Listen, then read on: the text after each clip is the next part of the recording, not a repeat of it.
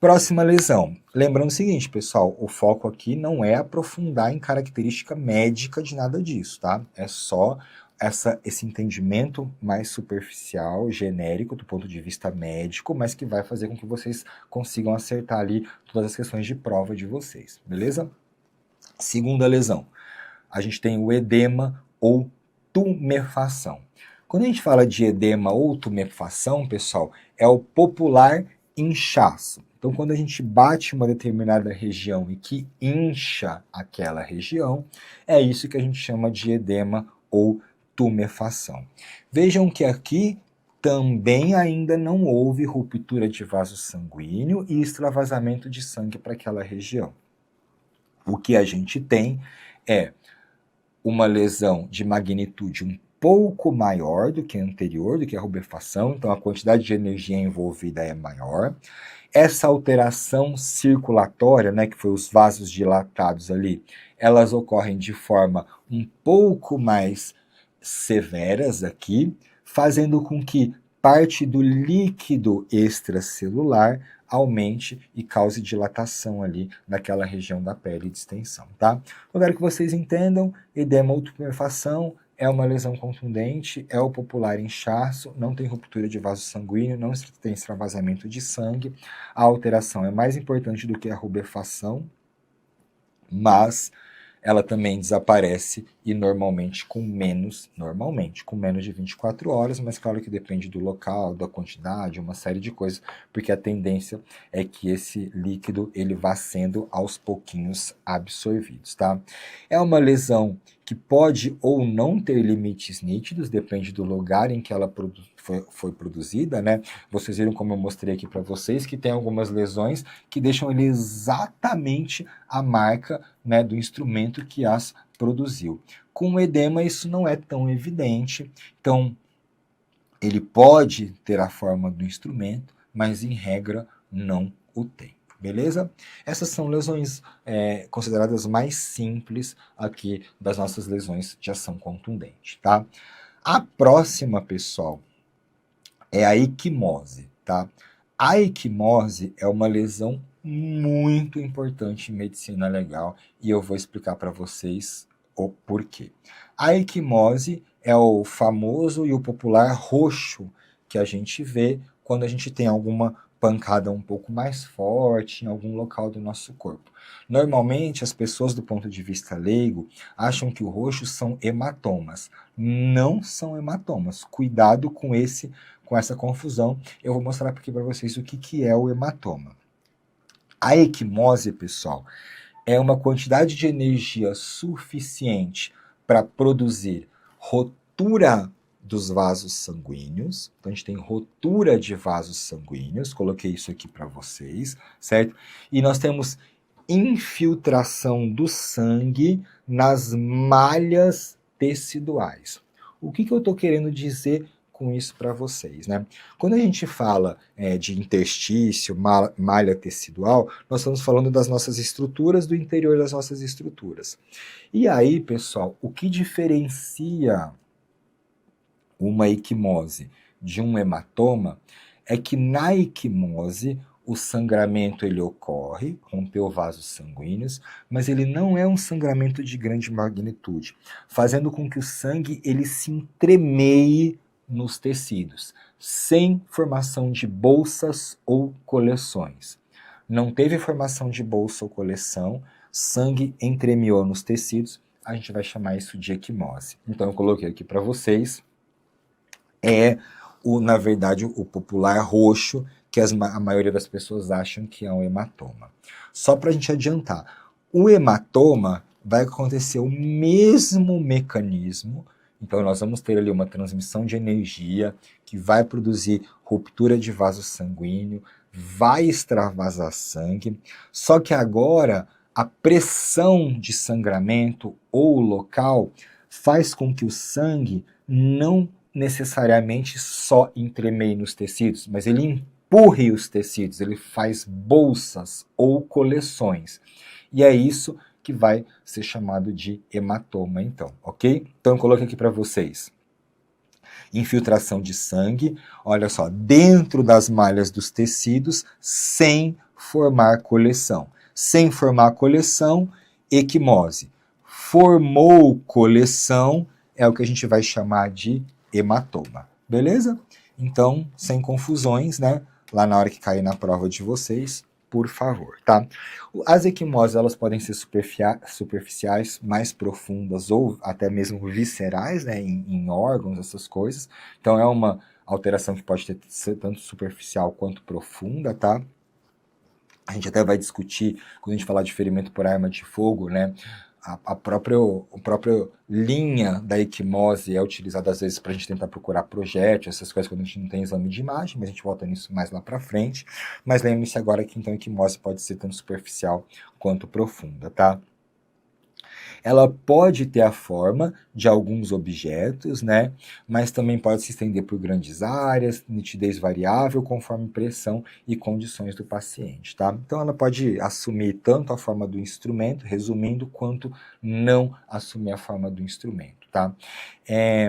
Quando uma lesão, isso é importante vocês saberem, ela diz o instrumento que produziu, ela mostra pra gente a forma do objeto que produziu, a gente vai chamar isso de lesão por assinatura, tá? Ela não é muito comum da gente encontrar, mas a gente vai ver aqui algumas hipóteses em que a gente tem lesões por assinatura. Deixa eu até ver se eu já tenho aqui um só para mostrar para vocês. Olha só essa lesão aqui que a gente está vendo na figura de baixo da direita.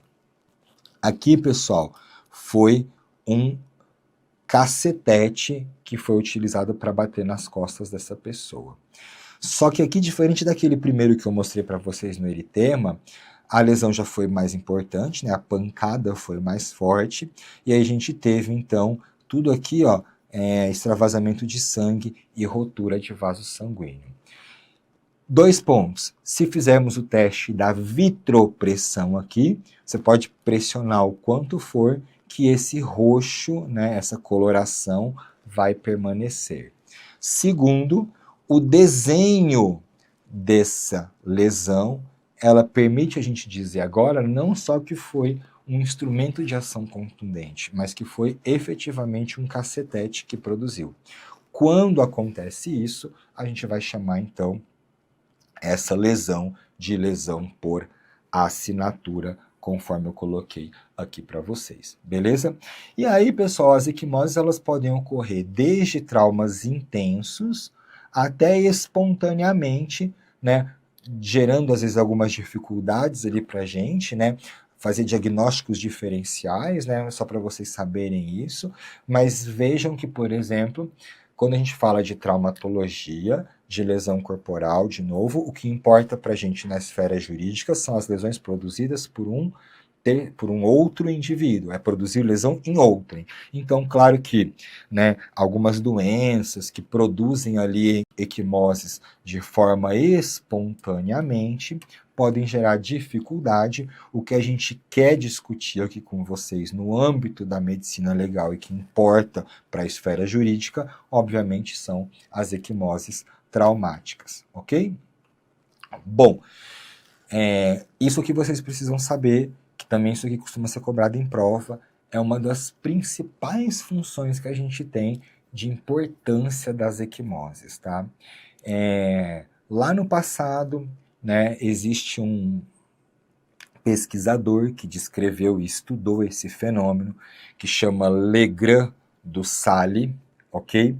Que ele mostrou o seguinte: quando a gente tem uma equimose, com o passar do tempo de evolução, a coloração ela vai se modificando, de tal forma que a gente consegue fazer uma inferência da data daquela lesão, ou de mais ou menos quando aquela lesão foi produzida, com base na coloração que a gente tem da equimose, tá? E isso, pessoal, é chamado de espectro equimótico de Legrand do Sale, tá? O que o espectro equimótico de Legrand do Sale mostra pra gente? Basicamente 2 coisas. Primeiro, que a lesão foi numa pessoa viva. certo? Se for produzida uma lesão dessa e a pessoa for a óbito imediatamente, a gente não vai ter a evolução da coloração, beleza? Por quê? Aqui eu já acho que não vale a pena entrar em detalhe, mas essa mudança de coloração tem relação, né, com os próprios mecanismos do nosso corpo de fazer a fagocitose daquelas células que extravasaram, né? Isso são mecanismos de resposta do nosso sistema de defesa para destruir aquelas células, aqueles sangues e tirar elas dali. O fato é que, para que a gente tenha uma evolução, a pessoa precisa estar viva. Então, eu já vi cair em prova que espectro equimótico de Legrand-Sally demonstra a presença de reação vital, correto? Corretíssimo, perfeito. Só temos espectro equimótico se tivermos reação vital. Segundo ponto, ele mostra para a gente também, como eu falei para vocês, o tempo de evolução de uma determinada lesão. E aí, pessoal, como evolui essas colorações? Eu coloquei aqui para vocês.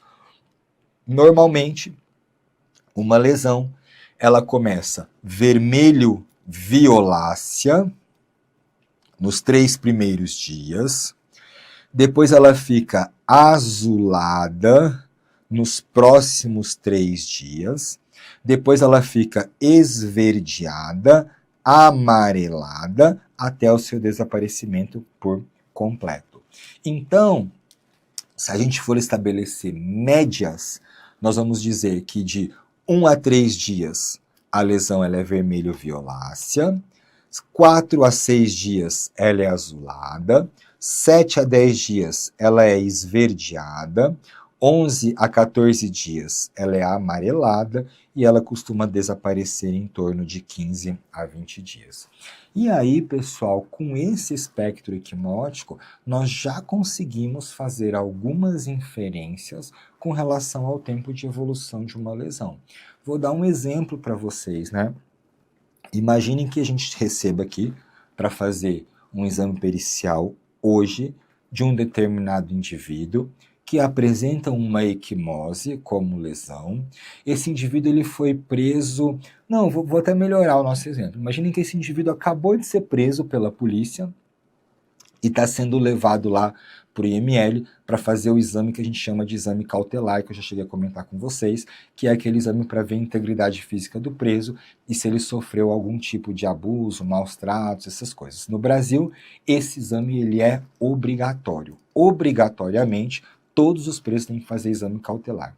E aí imaginem que esse preso chega para mim e fala que ele sofreu maus tratos e abusos durante a sua prisão, e aí ele me mostra uma lesão nas costas ou na perna, em qualquer local que seja, que é uma equimose, certo? Que é uma equimose, só que a coloração dessa lesão, vejam só, se ele acabou de ser preso, essa lesão ela deveria estar vermelho-violácea, correto? Imaginem vocês que ele acabou de ser preso, falou que sofreu a lesão e que quando ele chega para fazer o exame pericial, essa lesão ela já está do verde caminhando para o amarelado. Vejam que o tempo de evolução não é compatível com os 3 primeiros dias. E aí, só com base no espectro equimótico, eu posso então falar que não existe nexo de causalidade entre a lesão descrita e o mecanismo sugerido como causador de sua lesão. Uma vez que uma equimose com coloração esverdeada, amarelada, demanda um tempo de evolução médio de pelo menos 7 dias. E se o indivíduo acabou de ser preso, ele deveria ter uma equimose vermelho-violácea. Beleza? Então, são coisas desse tipo que os espectros equimóticos ajudam a gente a trabalhar, ajudam a gente a atuar e que, eventualmente, pode ser cobrado de vocês nas provas, ok? Bom, outra coisa importante das equimoses, né, e aqui é só para conhecimento de vocês, é que existem alguns formatos, alguns tipos de equimose que tem uma nomenclatura especial. E, infelizmente, não tem jeito. Em medicina legal, nós vamos ter ali um monte de termo, um monte de nome. Os examinadores adoram cobrar isso nas provas de vocês, então vocês precisam conhecer, vocês precisam decorar e saber esses nomes, sinais todos que a gente vai discutir aqui ao longo do curso. Mas raciocinando, a gente consegue trabalhar isso de forma, em regra, mais tranquila, tá? Com relação às equimoses, pessoal, aí não tem muito raciocínio, tá? A gente vai ter que saber que petequias, sugilação, víbices e sufusão são tipos de equimose, certo? São nomenclaturas para falar das equimoses. E aí, o que a gente vai ter? Petequias são aquelas equimoses pequenas, agrupadas, formando basicamente um pontilhadozinho hemorrágico. Sugilação é aquela que se apresenta em forma de pequenos grãos, né? É uma confluência de lesões pontiformes. Víbice, em forma de estrias, e sufusão são aquelas hemorragias maiores e mais intensas, tá? Acho difícil perguntar assim o que é uma coisa, o que é uma outra coisa, mas eu estou colocando isso para vocês porque o examinador, eventualmente, ele pode, ao invés de usar o termo equimose na prova, ele usar o termo petequia, sugilação, víbice, sufusão, e aí vocês têm que saber que ele está falando de uma equimose, beleza? Bom, algumas imagens aqui, né, para que a gente consiga vislumbrar e visualizar isso com vocês, tá?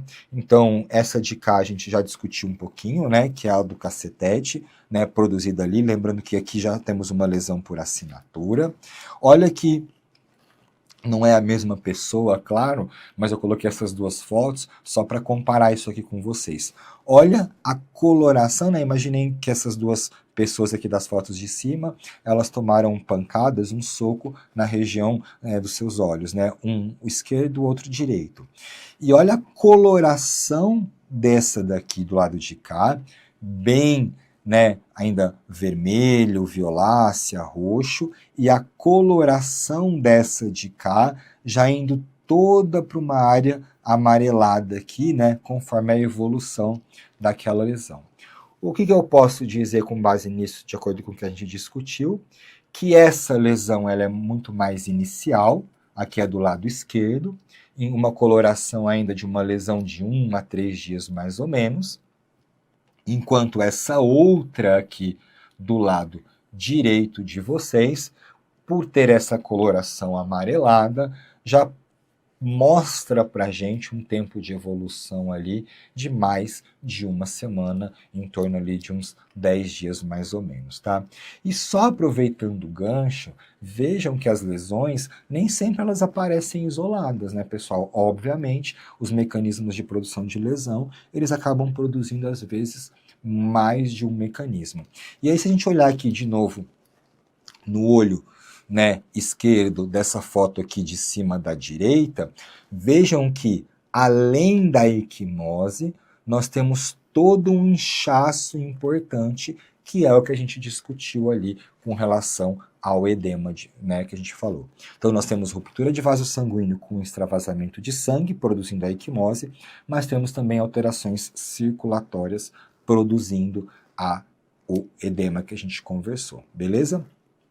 E esse de baixo é só para lembrar vocês de uma coisa, né? As equimoses, elas podem não ficar restritas só na pele, né? Então aqui a gente já tem um detalhe do olho, né, dessa pessoa, na foto de baixo da esquerda. E aí vejam toda uma área avermelhada aqui, que foi a produção de uma equimose ali naquela região. Até, pessoal, chegando situações, como a gente conversou, de equimoses em estruturas viscerais, em órgãos, né? Dependendo do trauma e da magnitude de energia, nós podemos ter equimoses e até mesmo hematomas, lembrando de novo a diferença, a equimose não forma coleção, hematoma forma coleção, e aí a gente pode ter isso em fígado, baço, rim, pulmão, enfim, qualquer estrutura ali que venha a sofrer algum tipo de ruptura de vaso sanguíneo por conta da transmissão de energia que foi gerada, tá? E aí eu coloquei mais 3 fotos, né, só para mostrar para vocês, né, as diferentes colorações, né? Então vejam que ele já está ficando mais esverdeado, aqui a borda está começando a ficar, aqui também a gente vê uma região mais esverdeada, né? Como eu falei, a pessoa sofrendo a lesão e estando viva, conforme os dias vão passando, a coloração ela vai se alterando, beleza? Só para falar, não, vamos aqui no hematoma, aí eu falo com vocês dentro de hematoma. Bom, o que muda da equimose para o hematoma, a gente já falou. Então eu coloquei aqui para vocês, hematoma rompe vasos sanguíneos, certo? Só que nós temos agora a formação de bolsas de sangue, certo? A quantidade de sangramento ela foi de tal magnitude, ou a pressão, ou o calibre do vaso, que quando o sangue extravasou, ele não entremeou nas malhas dos tecidos, mas ele formou uma coleção, uma anel, uma nova cavidade ali naquela região, empurrando então os tecidos para o lado e formando uma bolsa de sangue, tá? Isso é o que a gente chama de hematoma e ele é muito menos comum do que a equimose, beleza? O que diz pra gente então, se vai formar uma equimose ou um hematoma, é basicamente o volume e a velocidade da hemorragia. Vejam que para a formação de um hematoma, nós precisamos ter um volume maior de sangue e uma velocidade de sangramento, de hemorragia maior também, de tal forma que os tecidos não vão entremear, vai acumular um monte de sangue ali rapidamente numa determinada região, formando então aquela bolsinha ou aquela coleção, tá? Então, normalmente, o volume e a velocidade da hemorragia estão relacionados com vasos mais calibrosos quando são rompidos, beleza? Então, muito cuidado de novo, né? Não confundir hematoma com equimose, acho que a gente bateu muito nessa tecla aqui, acho que está tranquilo para vocês. E lembrar também que os hematomas, eles podem ocorrer em todas as partes do corpo humano, sendo inclusive muito mais comuns os hematomas intracranianos e os hematomas viscerais e não os hematomas mais superficiais, beleza? Só um adendo aqui também, né? Às vezes a gente tem lesões, eu até coloquei isso aqui para vocês, que são, assim, possuem uma magnitude tão grande de transmissão de energia que elas rompem estruturas internas, mas existem algumas estruturas nossas que têm cápsulas, né, em volta dessas estruturas. E aí, num primeiro momento, o sangramento ele fica contido pela cápsula, mas o vaso ainda está aberto, sangrando, e aí vai aumentando a pressão naquela região, e aquilo ali acaba depois rompendo a cápsula, e a pessoa volta a sangrar de forma volumosa. É isso que acontece, pessoal, é exatamente esse mecanismo que às vezes faz com que pessoas que se envolveram em traumas intensos, às vezes tenham óbito alguns dias depois, né, 2, 3, 4 dias depois de um evento traumático, porque ela teve um quadro desse que não foi diagnosticado e aí depois essa estrutura acabou se rompendo, né? Então, por exemplo, imagina uma moça tá participando ali de uma competição de cavalo, né? Tô falando isso para vocês até porque a gente teve um caso desse na PF, né? Que a gente participou da perícia, era uma estrangeira que estava vindo competir aqui no Brasil e tal. E aí ela caiu do cavalo, né? Fez um trauma importante. Foi, né? Sempre queda de cavalo é muita energia, ainda mais de cavalo de competição. Ela foi para um hospital particular, foi avaliada ali no hospital e recebeu alta.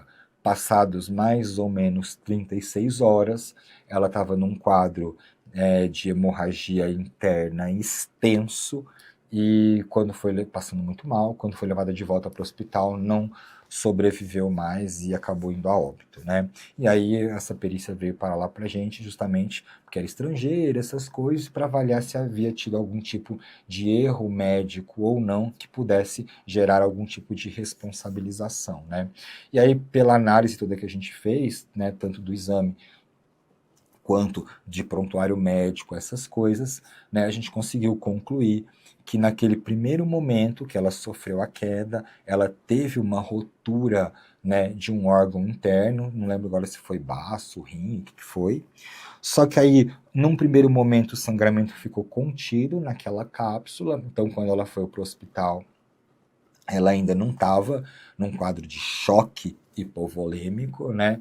Mas recebeu altas sem a devida investigação.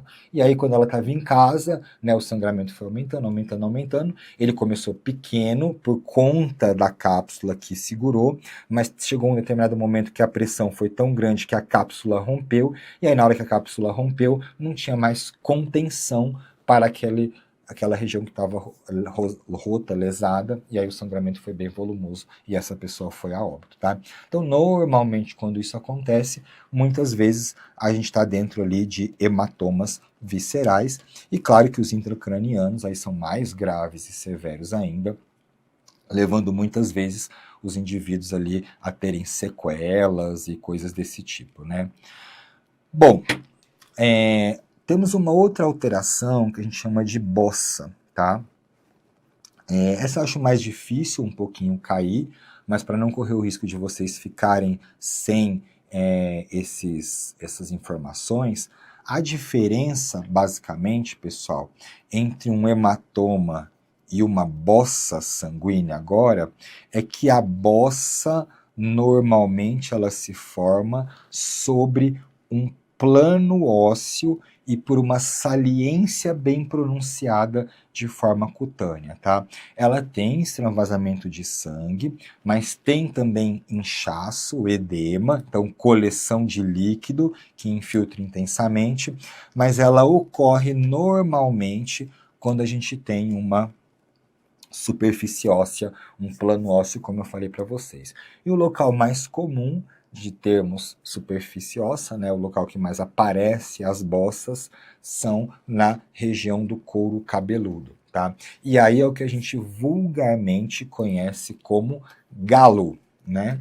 Então, quando a gente toma uma pancada grande ali na cabeça e forma aquela região elevada, aquilo ali não é um hematoma, apesar de ser uma coleção, é porque ela tem sangue, mas também tem líquido, acumulou muito rapidamente por conta do local e do plano ósseo da cabeça, é o que a gente chama de galo, como eu falei para vocês, então o galo são as nossas bossas sanguíneas, tá? Valor médico legal do galo, muitas vezes a gente consegue fazer a avaliação de fetos, né, no trabalho de parto, então às vezes a gente tem a avaliação ali de recém-nascidos, né, que foram a óbito em trabalho de parto, essas coisas. A presença das bossas, elas indicam que aquela pessoa ou que aquele bebê tinha vida durante o trabalho de parto e o próprio trauma, né, da cabecinha do bebê ali com a bacia, com os ossos maternos, é normal a produção dessas bossas desde que o bebê esteja vivo, tá? Lembrem-se, né, quando a gente fala aqui de todas essas lesões, né, a gente pressupõe que a pessoa esteja viva. Então, essas características todas dessas lesões indicam e mostram para a gente quando a lesão foi produzida ainda com a pessoa em vida, mesmo que posteriormente ela tenha ido a óbito, tá? E aí, só algumas imagens, né, só para ilustrar isso para vocês, né? Então, vejam que a calota craniana. Não tem jeito, tá, pessoal, de dar aula de medicina legal sem mostrar algumas imagens, porque eu acho que pelo menos isso faz com que vocês fixem melhor. Claro que o foco não é ninguém fazer necrópsia, não é nada disso, mas é realmente lembrar das imagens, do que a gente conversa aqui em aula e tal, para caindo, né, as lesões, essas coisas, vocês terem condição ali de lembrar, tá? Então esse desenho de cima aí é um hematoma, que a gente viu, né, depois que fez a abertura da calota craniana, né, tirou ali e tá aqui a estrutura óssea, né, então vejam ali a grande coleção de sangue, né, vejam que aqui o sangue não está entremeado, né, existem hemorragias grandes, né, como essas aqui, todas, né, claro, foram a óbito, né, esse aqui é até um corte, ó, do cérebro, né, esse aqui, ó, e aí vejam aqui embaixo, a gente tem uma área toda que foi feito um hematoma e que destruiu essa região aqui do cérebro desse indivíduo. No caso aqui, claro que foi a óbito, mas imaginem que uma pessoa não vá a óbito, que ela fique viva, vejam que ela fique viva, que ela fica viva muitas vezes com uma área destruída, né? Então, por exemplo, se a gente tem um hematoma intracraniano, isso pode cursar ali com sequelas, comprometimento de fala, de função motora, e aí depende, claro, que da área do cérebro que foi atingido, tá? E aí aqui, exemplo que eu mostrei, falei para vocês, né? Então a gente tem uma víscera, um órgão interno, intraabdominal, nós temos uma cápsula aqui em volta, o sangramento ele começa em volta da cápsula, e aí depois uma hora a cápsula se rompe, e aí a hemorragia ela é muito intensa, como o caso que eu falei, discuti com vocês ali, da menina que estava fazendo... Tava no cavalo ali participando das competições aqui no Brasil, né? E aí o outro pessoal que eu falei para vocês são as bossas, né, sanguinolentas ou serossanguíneas, tá? E aí vejam que, como eu falei para vocês, normalmente na região de calota craniana, né? Então vejam aqui, ó, a gente tem uma elevação, aqui a gente tem, aqui, né, se a gente comparar esse lado de cá com esse de lado de cá, olha como está bastante elevado, mesma coisa de cá. Então, sempre quando a gente tem essas coleções importantes na região do couro cabeludo, em regra, nós teremos bossas e não hematomas. Os hematomas é muito mais comuns intracranianos e viscerais, tá? Quando não, em regra, teremos o quê? Equimoses na região mais superficial do corpo das pessoas. Combinado? Bom, seguindo ainda com ação contundente, o próximo que nós vamos conversar e discutir com vocês são 3 lesões, alterações, que a gente chama de entorse, luxação e fratura, beleza? Bom, o que são as entorses, luxações e fraturas? São lesões causadas por ação contundente, que normalmente atingem nossas estruturas articulares, nas entorses e luxações, ou nossas estruturas ósseas nas fraturas. Então, são lesões, como a gente discutiu lá, que não são superficiais, que normalmente são profundas, a não ser que a gente tenha, por exemplo, uma fratura exposta e aí parte do osso vai se expor. Mas, em regra, não são lesões abertas, em regra, são lesões fechadas, tá? O que é cada uma delas, tá, pessoal? O entorse e a luxação são alterações, né, são lesões que envolvem as articulações, as cápsulas articulares que a gente tem. E aí, pessoal, qual é a diferença básica entre uma e outra, né? Eu acho que vou até mostrar uma figurinha aqui que vocês vão conseguir entender isso melhor, tá? Imaginem vocês que a gente tem uma estrutura óssea qualquer aqui, ó. Pega a gente está aqui nesse normal de cima, certo? Então imaginem que a gente está falando, pode ser até do cotovelo aqui, do joelho, né? Então a gente tem um osso que vai estar ali na região da articulação, em contato com outro osso, e esse outro osso ele vai ter uma amplitude normal de movimento, né? Então, se eu estou falando do meu cotovelo, eu tenho essa amplitude normal de movimento. Imaginem agora vocês que uma determinada lesão faça com que eu ultrapasse a minha amplitude normal de movimento.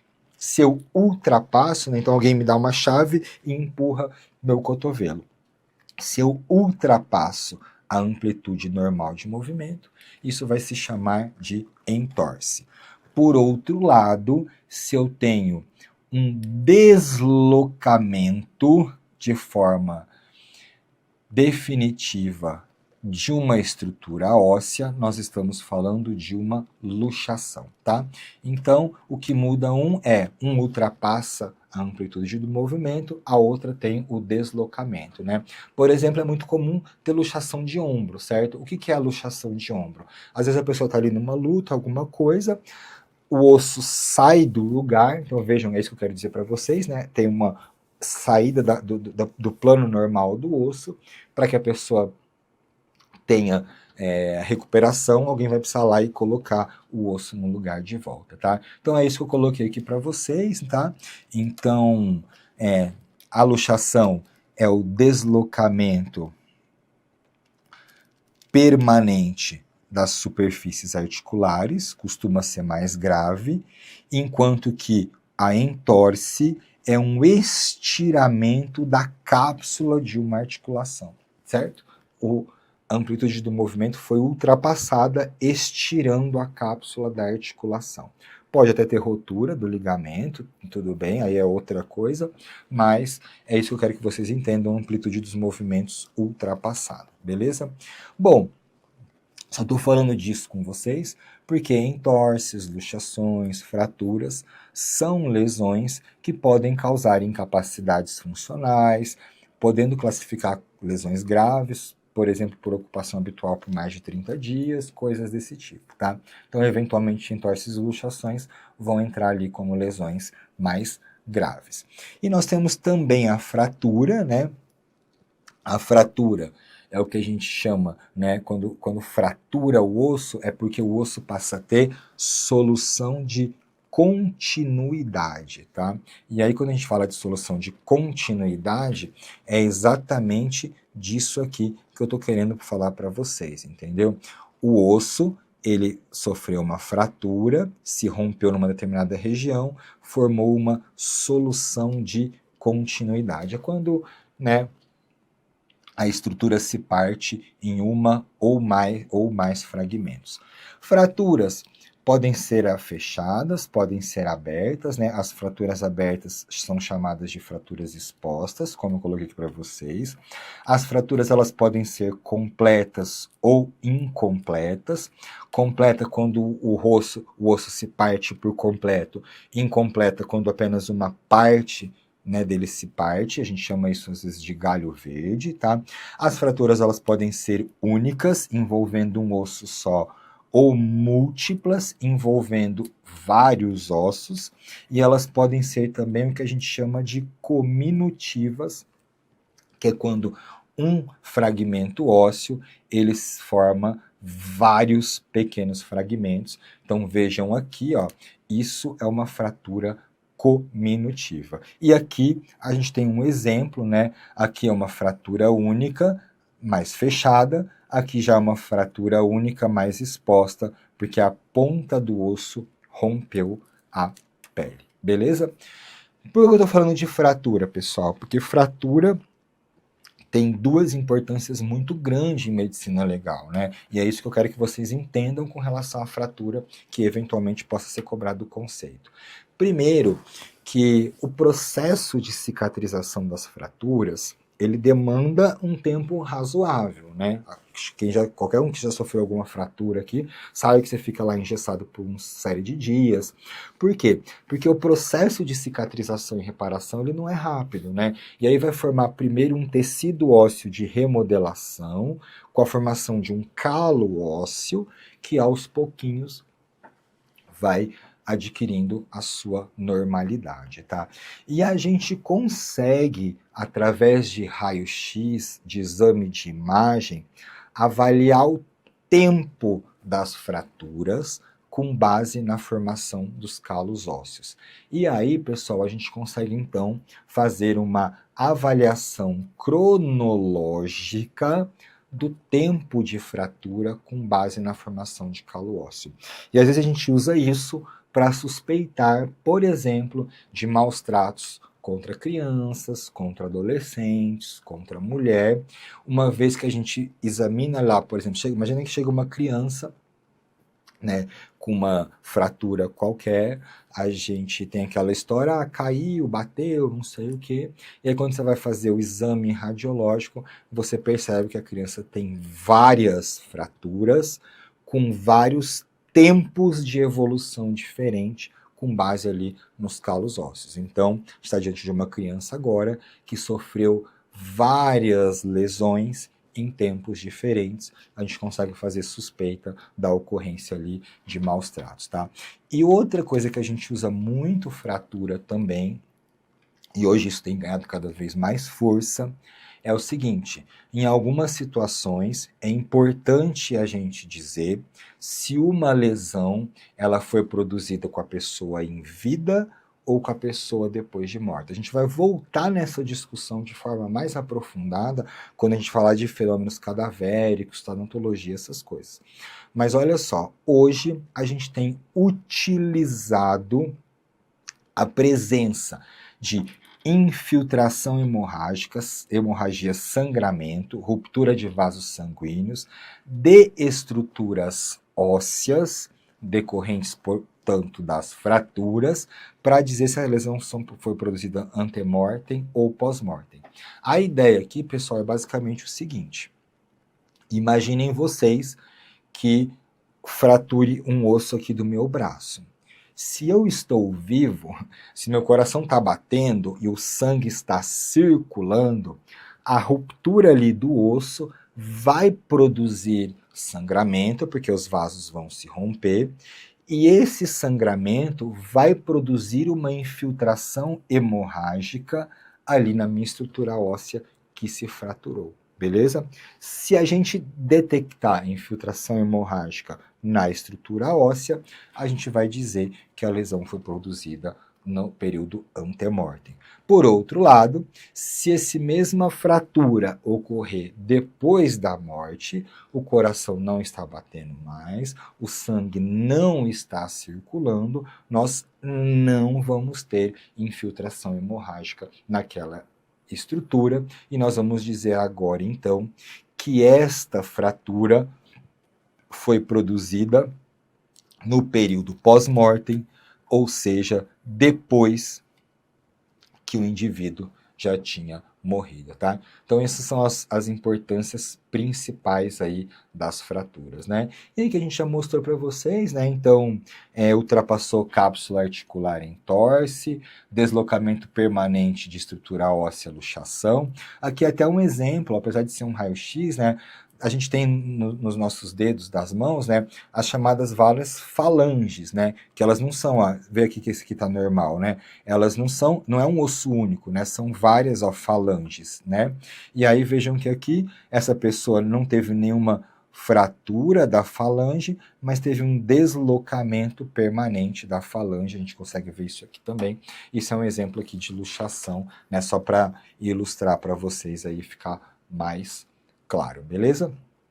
E aí, pessoal, a gente tem uma magnitude gigantesca de fraturas, né? Até fraturas extremamente graves em regiões de calota craniana, por exemplo, com extravasamento de massa encefálica, levando ali os indivíduos a óbito, né? Então, é uma lesão que, dependendo de onde acontece, tem um alto potencial de lesão, né?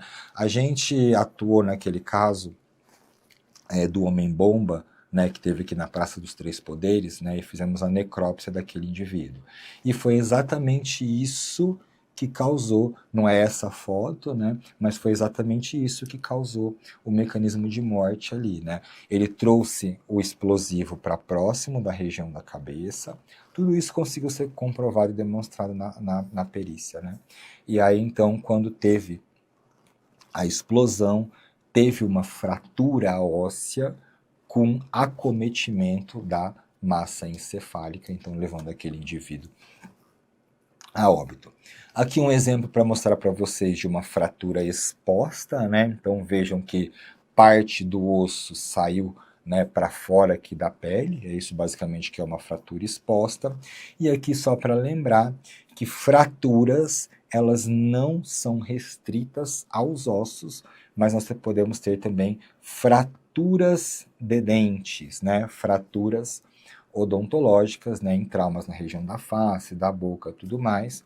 Então, formando solução de continuidade, né? Também nos dentes, nós vamos falar de fraturas dentárias, tá? Que não é a mesma coisa do que quando você retira um dente por completo, certo? Quando você retira um dente por completo, na verdade a gente vai chamar isso agora de avulsão dentária, certo? Que é a extração dentária de forma completa e expondo muitas vezes até a raiz, né? Olha a diferença desse para esse que eu mostrei aqui para vocês. Aqui nós temos parte da estrutura do dente, né? Então ele se rompeu no meio aqui da estrutura dentária. Isso é uma fratura dentária. Aqui, por outro lado, nós temos um dente que foi arrancado por completo, e inclusive nós estamos vendo aqui, ó, esses branquinhos são as raízes do dente ali. Aqui a gente não fala em fratura, a gente fala em avulsão dentária, né? Aqui até uma imagem, né, de um raio-x, mas só para mostrar que é um dos dentes, né, de um lado, aqui o outro dente, por exemplo, do lado, e aí quando a gente pega aqui a região do meio, não tem dente, e a gente vê ali só a estrutura da raiz, beleza? É só para vocês lembrarem, né, que a avulsão dentária também é um tipo de lesão produzida por ação contundente, mas que é diferente da fratura dentária, tá? Seguindo, nós temos outra lesão que também é decorrente de ação contundente, já bem mais grave do que às vezes as anteriores, né? Claro que tudo depende da quantidade de energia e do local acometido, né? Então vejam que às vezes uma quantidade de energia na perna fratura a perna do indivíduo, mas não vai levar ele a óbito. Em compensação, a mesma quantidade de energia às vezes na região da cabeça fratura ali o crânio e pode produzir uma lesão muito mais grave, levando o indivíduo a óbito. Mas tem uma lesão que geralmente tem potencial de levar o indivíduo a óbito, que é o que a gente chama de rotura visceral, tá, pessoal? O que é rotura visceral?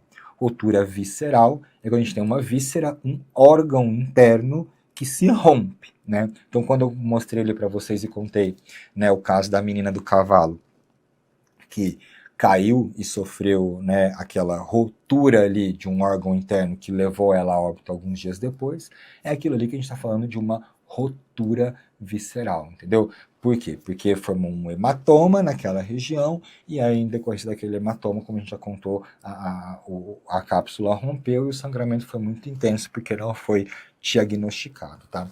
Para a gente ter rotura visceral, nós precisamos ter um trauma mais intenso, uma quantidade de energia importante envolvida, porque normalmente a energia ela se dissipa com os nossos planos superficiais. Então eu coloquei aqui para vocês, atropelamentos, precipitação de grandes alturas, é isso que a gente precisa ter em regra para que a gente tenha ali roturas viscerais.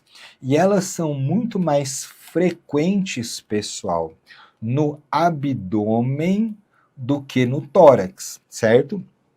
Imaginem vocês o seguinte, na nossa região torácica, a gente tem a nossa caixa torácica aqui.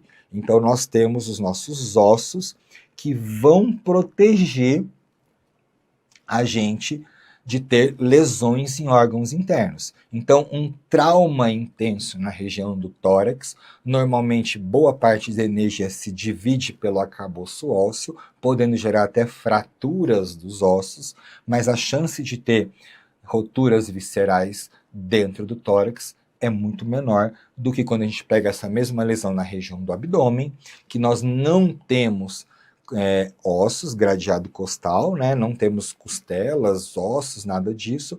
A energia é toda levada para dentro, e aí a gente eventualmente pode ter uma rotura de intestino, uma rotura de baço, uma rotura de rim, uma rotura de fígado, vai depender ali do tipo de energia envolvida, tá?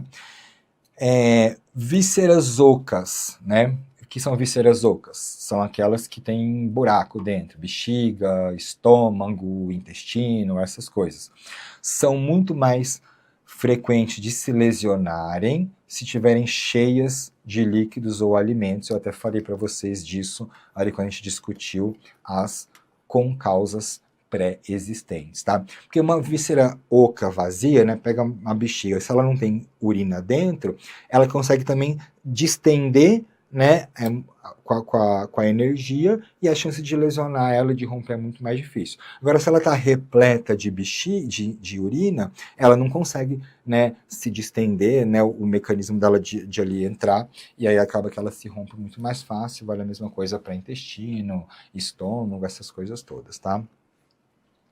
Algumas doenças, né, podem predispor a roturas, tá? De novo, com causas pré-existentes, né? Então, às vezes a gente tem doenças no fígado, doenças no baço, que levam a inchaços, né, que a gente chama de esplenomegalia, hepatomegalia, e aí claro que isso também faz com que a estrutura esteja mais vulnerável ali a sofrer esse tipo de lesão, tá?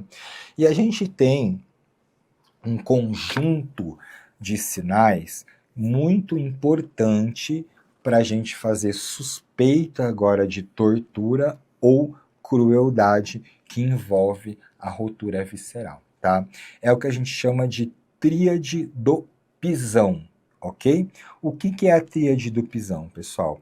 É aquele indivíduo, então, que sofreu algum tipo de pisão ou uma pressão muito grande na região do abdômen, com ela contra um anteparo ali, no chão, alguma coisa assim.